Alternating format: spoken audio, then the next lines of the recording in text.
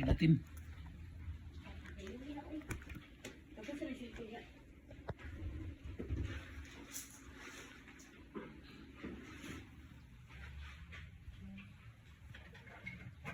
Di nakalaki na ni Diri ah?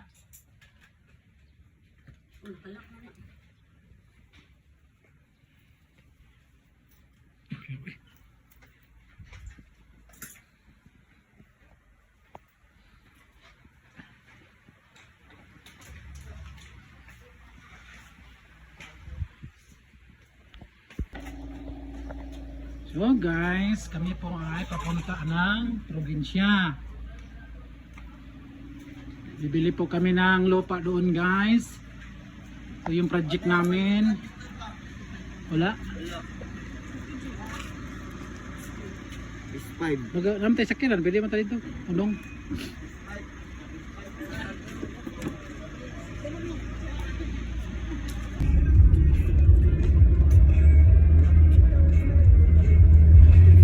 Hello mga kalods, ito po yung papunta kami ng probinsya namin mga kalods dahil may project po kami at dito po kami dumaan sa Bakaka Diversion Route. Papunta kami ng Digos, Davao del Sur, Binatong Digos, Davao del Sur.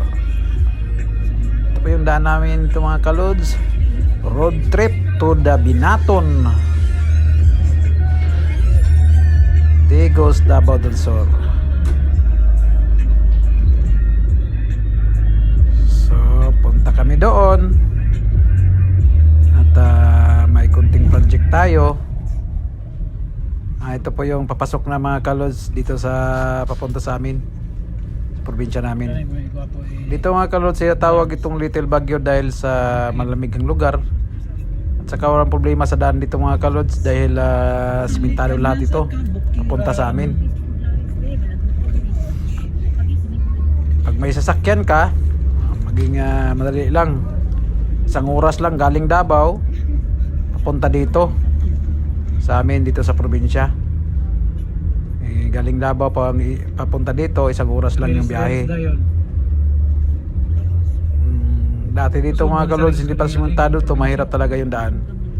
Pero ngayon lahat dito simentado na papuntang Kapatagan. Daming mga sasakyan dito, karamihan itong mga motor, lahat dito mga kalods. Itong mga pasahirong, di pampasahirong motor. Tinatawag nila itong habal-habal. Mga motor dito.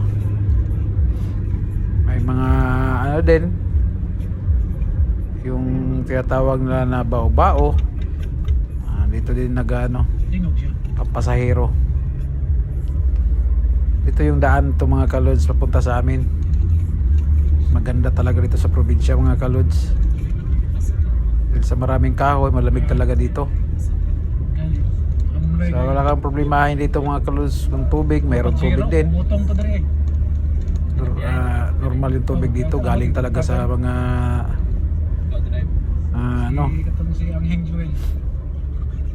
bundok-bundok. Yan po mga kalodi. Diretso kami doon sa barangay kung saan yung may ano kami doon. Pirmahan dahil sa lupa na bibinta sa akin ng pinsan ko.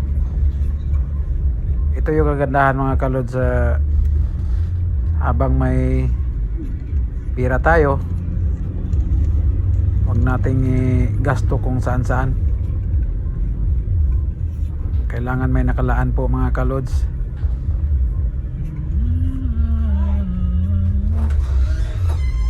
Dahil alam natin lahat ng mga trabaho sa lahat ng OFW, mahirap talaga yung trabaho. Mag-ipon tayo para sa future natin, future sa mga anak.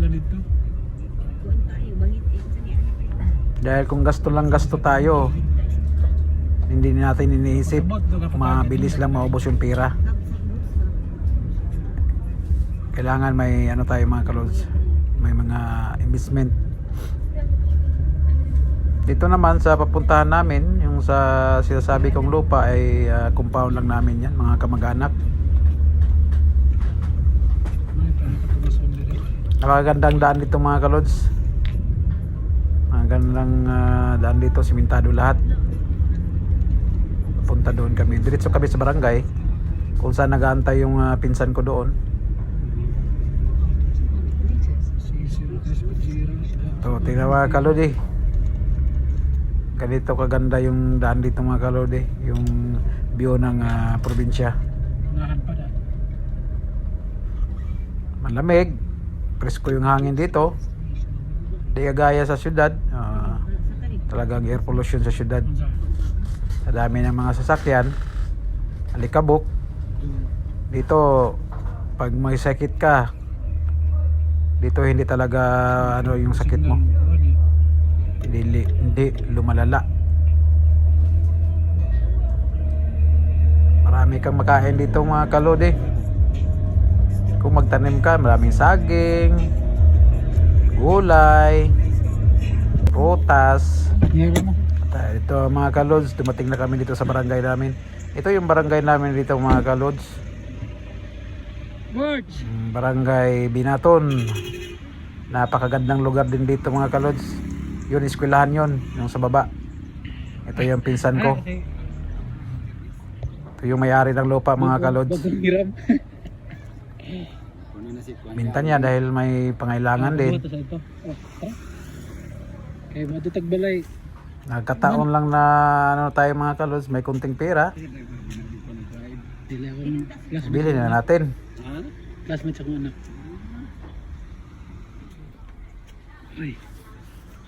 Tama-tama lang mga kalods yung na-invest natin. Hindi tayo, para sa akin naman, pag kailangan talaga may maipundar tayo. Ako. Dahil hindi natin alam, ito na yung mga nagtatrabaho dito, yung mga sa barangay. So ito, pinirmahan na ng pinsan ko, kasama yung mga witness nila.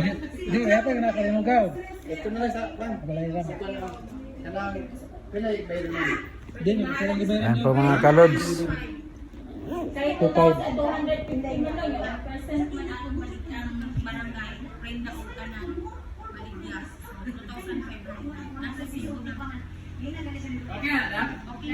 Yan po yung mga dito.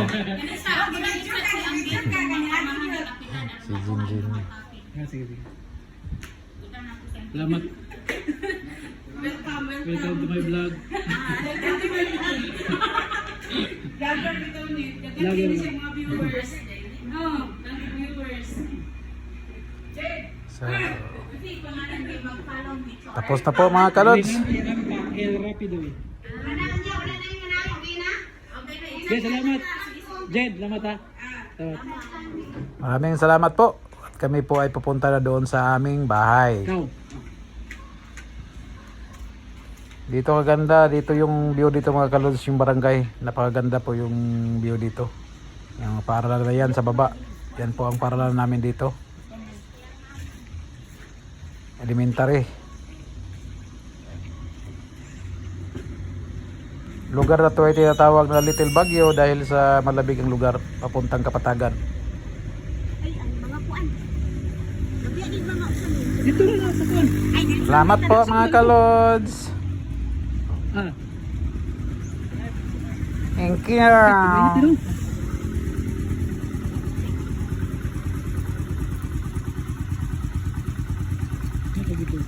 Okay na eh.